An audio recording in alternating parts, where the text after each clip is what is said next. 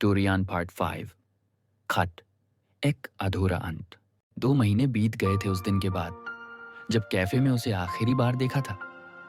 बारिश अब भी आती थी पर अब मैं भीगता नहीं था। कहीं ना कहीं समझ गया था कुछ लोग बारिश की बूंदें नहीं, दर्द के कतरे बनकर आते हैं और दिल पर अपना निशान छोड़ जाते हैं। मेहर की शादी के दिन मैं अपने कमरे में अकेला था। सोशल मीडिया पर लोग स्टोरी डाल रहे थे, मेहर की शादी। मैंने देखा और मोबाइल बंद कर दिया।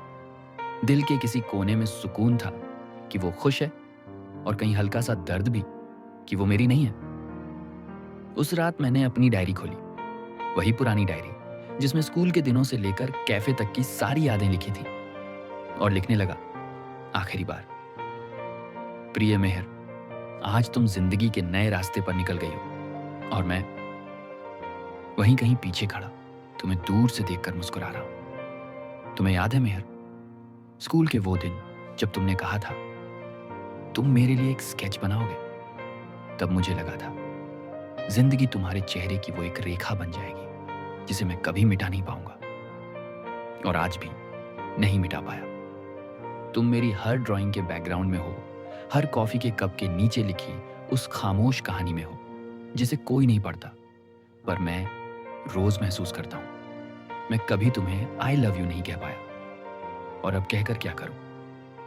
मोहब्बत तो वो थी जो बिना कहे भी चलती रही। तुमने कहा था, टेक केयर, आराव, तुम जैसे हो वैसे ही रहो और मैं वैसा ही हूं। मेहर, तुम्हें याद करता हूं और तुम्हें अपनी दुआओं में रखता हूं। अब मैं तुमसे मिलने की ख्वाहिश नहीं रखता, बस इतना चाहता हूं, जहां भी रहो तुम्हें कभी आंसू ना आए, तुम्हें कभी किसी स्केच में अपनी उदासी न दिखे।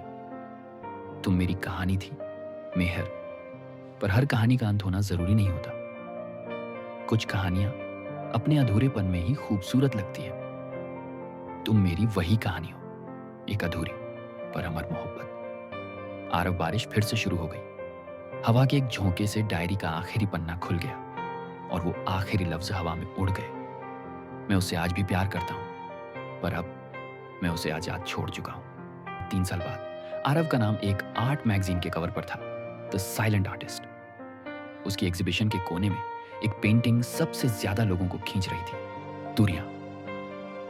एक लड़की उस पेंटिंग के सामने खड़ी थी, आंखों में आंसू ली।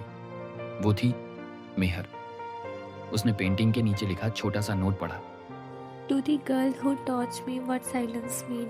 उसने हल्की सी मुस्कान दी, आंखों से एक आंसू गिरा और धीरे से कहा, तुम अब भी वैसे ही हो आरव। द एंड, अधूरा पर अमर। कभी कभी मोहब्बत मिलने के लिए नहीं होती, सिर्फ महसूस करने के लिए होती है। और कुछ लोग जिंदगी भर बस महसूस किए जाते हैं।